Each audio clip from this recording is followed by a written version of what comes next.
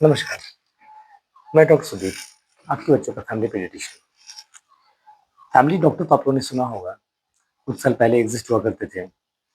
जो आपको आपकी अ, मेडिकल से रिलेटेड हर छोटी-बड़ी प्रॉब्लम के लिए सलाह दिया करते थे, बाहर रेफ़रल के लिए एडवाइस दिया करते थे और आप अपने फैमिली इश्यूज़, कई तरह के इश्यूज़ के को उनसे आप डिस्कस किया करते थे और वो आपकी फैमिली मेंबर जैसे ही थे।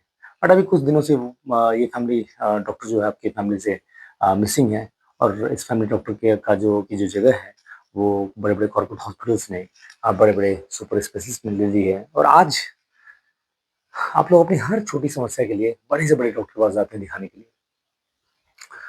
अ, लेकिन मेरा मानना ये है कि जो पीडियाट्रिक्स एक ऐसा ब्रांच है, जो अभी भी कहीं न कहीं इस जो एक इमोशनल कनेक्ट है, जो इन्वॉल्वमेंट है, जो एक फैमिली डॉक्टर का जो कांसेप्ट है, उसको ज़िंदा रखे हुए है। कैसे? क्योंकि आप लोगों ने देखा होगा कि आप सभी के घर में बच्चे होंगे और सभी लोग सभी के अपने कोई न कोई पीडियाट्रिशियन होंगे आपके गली में, मोहल्ले में, आपके शहर में, जहाँ पे आप लोग जाया करते होंगे और जिन पे आपको भरोसा होगा, खासकर मदर्स को और उनके एडवाइसेज़ आप माना करते होंगे।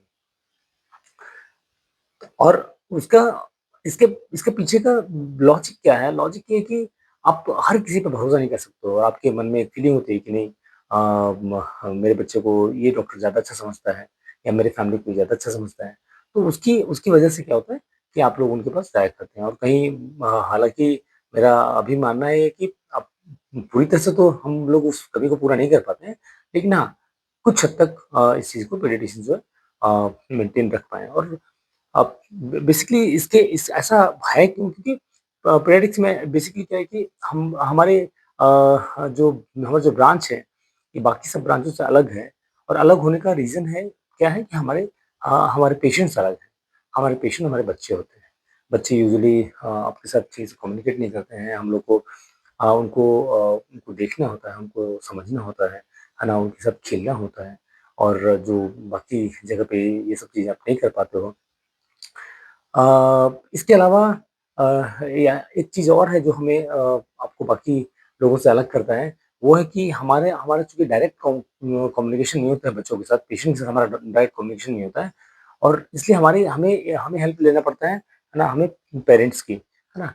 अपने जो बच्चे आते हैं हमारे ओपीडी में, है ना? उनकी प्रॉब्लम जो है वो मदर्स ही लेके आती हैं और हमें भी मदर्स को ही समझाना पड़ता है कि आप ये दवाइयाँ दो या जो भी हेल्थ एडवाइसेज़ हो मदर को देना पड़ता है और उस थ्रू तो मदर एक जो है मदर एक इम्पोर्टेंट मीडियम होती है हमारे पीडियाट्रिक्स की अ, लाइफ में हमारी प्रैक्टिस में। अ, मदर को तो हम सब लोग भगवान मानते हैं, है ना? और मेरा मानना है कि सभी मदर्स अपने बच्चों के लिए किसी डॉक्टर से कम नहीं होती है। मदर्स को बहुत जल्दी समझ में आ जाता है कि हाँ, उनके बच्चों को क्या प्रॉब्लम है ना? कम से कम इतना तो पता चल ही जाता है कि नहीं मेरा बच्चा अ, ठीक नहीं है, कुछ तो गड़बड़ है। और कई मदर्स हमने फ़ील किया अपनी प्रैक्टिस में, बहुत एजुकेटेड होती हैं, बहुत समझदार होती हैं और वो जब आती हैं आपके पास, तो प्रॉपर आपको बताएँगी कि क्या प्रॉब्लम है और हम लोग को समझने में बहुत मुश्किल नहीं होती है, हम लोग आसानी से समझ में आता है कि हाँ, ये प्रॉब्लम होगी और हम लोग ईज़िली इसको एड्रेस कर पाते हैं और इनफैक्ट मदर्स को भी जो हम एडवाइस देते हैं, वो मदर्स भी बहुत अच्छे से फ़ॉलो करती हैं। पर सभी मदर्स ऐसी नहीं होती हैं। मुझे लगता है कि 10, 15, 20% मदर्स ही जो है वो प्रॉपर हिस्ट्री दे पाती हैं, प्रॉपर चीज़ें फ़ॉलो कर पाती हैं और बहुत सारी 80% मदर्स ऐसे होते हैं जो ये तो पता चलता है कि उनको कि कुछ प्रॉब्लम है, बट क्या बताना है, क्या मॉनिटर करना है, कैसे मॉनिटर करना है, कैसे दवाइयाँ देनी है ना? इन चीज़ों में वो उनकी उनकी कमी रहती है और दूसरी बात और भी है कि मदर्स के पास बहुत सारे सवाल होते हैं। हर एक मदर्स का हर एक सवाल का जवाब एक बिज़ी ओपीडी में देना बहुत मुश्किल होता है। तो और इसके अलावा भी आपको आप सभी को बच्चे से रिलेटेड किसी की हाइट नहीं बढ़ रही है, किसी का ग्रोथ सही नहीं है, किसी का को भूख नहीं लगती है और इस तरह की बहुत सारी कॉमन प्रॉब्लम जो आप लोग डे टू डे लाइफ में फ़ील करते होंगे और आप चूँकि जाते होंगे डॉक्टर के पास तो आप उनकी बातों से कई बार संतुष्ट होते होंगे, कई बार नहीं हो पाते होंगे। तो कुछ कमी रहती है, उसका रीज़न क्या है? बेसिक रीज़न ये है कि जब आप एक बिज़ी डॉक्टर के पास जाते हो, वहाँ पे उनके पास ओपीडी में अगर 40, 50, 60 पेशेंट बैठे हुए हैं, तो आपको बहुत ज़्यादा टाइम नहीं दे पाते हैं, उनकी मजबूरी होती है क्योंकि उनको बाकी सब पेशेंट्स को भी देखना होता है, तो इतना टाइम नहीं दे पाते हैं। तो मुझे लगता है कि और मुझे ऐसा भी फ़ील है कि होता है कि अगर हम लोग अपने मदर्स को एम्पावर करें, उनको सशक्त बनाएँ, उनको हेल्थ रिलेटेड प्रॉब्लम्स को लेके अगर हम लोग जागरूक करें, उनको बताएँ कि क्या मॉनिटर करना है, कैसे मॉनिटर करना है ना? क्योंकि अल्टीमेटली होता क्या है कि अगर वो कम एजुकेशन की मतलब मेडिकल रिलेटेड अगर उनकी जानकारी कम है या उनको कॉन्फिडेंस नहीं है, मैंने देखा कई बारी पढ़ी-लिखी मदर्स भी सिर्फ़ कॉन्फिडेंस की कमी की वजह से वो लोग बहुत सारी दवाइयाँ को मिसयूज़ करते हैं, है ना? डॉक्टर पे प्रेशर होता है कि आप ये लिख दो और वो आप लिख देते हो और फिर वो बच्चे लेते हैं। तो इसलिए मुझे ऐसा लगता है कि क्यों नहीं हम लोग मदर्स को थोड़ा एम्पावर करें। सोशल मीडिया चूँकि एक आज की डेट में एक बहुत ही सशक्त माध्यम है, जहाँ जिसको यूज़ करके हम लोग बहुत सारे लोग नेगेटिविटी भी फैला रहे हैं, बहुत सारे लोग इसमें पॉज़िटिविटी भी है, नेगेटिविटी भी है। तो क्यों नहीं इस मीडियम को यूज़ करके हम लोग मदर्स को एम्पावर करें, मदर्स को एजुकेट करें, मदर्स को समझने क्योंकि अल्टीमेटली आपका और हमारा गोल एक ही है। आप भी चाहते हो आपका बच्चा हेल्दी रहे और हम एज़ अ डॉक्टर हम भी चाहते हैं कि आपका बच्चा हेल्दी रहे। एटलीस्ट आप लोग प्रॉपर फॉलो करो। तो अ, कई बारी क्या होता है कि आपको कैसे घर में मॉनिटर करना है, कैसे बच्चे को देखभाल करनी है, वो इन इन चीज़ों को लेके आप लोग के बहुत सारे क्वेश्चन्स रहते हैं। तो इसलिए मैंने ये एक मीडियम स्टार्ट करने का सोचा और मैं चाहता हूँ कि आप लोग मेरे इस चैनल को सब्सक्राइब करें, लाइक करें और शेयर करें अपनी फैमिलीज़ के साथ। हम लोग बहुत छोटे स्मॉल वीडियोज़ बनाएँगे और हम लोग क्योंकि अल्टीमेटली गोल हम दोनों का सेम है। हम आपका एज़ ए मदर, हमारा एज़ ए डॉक्टर कि आपके बच्चे हेल्दी रहें, स्वस्थ रहें और उनका फ्यूचर अच्छा रहे।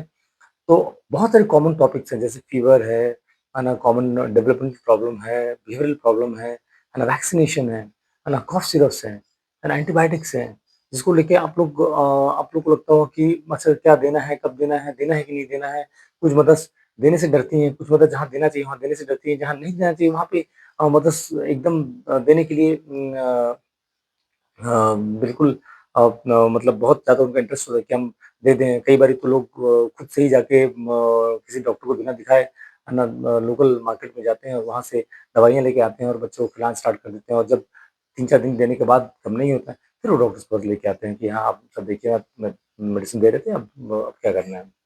तो कई सारे कन्फ्यूज़न रहते हैं, तो हम लोगों ने सोचा कि क्यों ना एक सोशल मीडिया के माध्यम से हम लोग इस चीज़ को दूर करें, मतलब उसको थोड़ा एजुकेट करें। इसलिए मैंने ये चैनल स्टार्ट किया है और हम लोग इसमें सभी तरह के कॉमन टॉपिक्स जो भी मेरे ज़हन में आएगा, तो मुझे लगेगा कि इस पे बात करनी चाहिए, वो हम लोग करेंगे।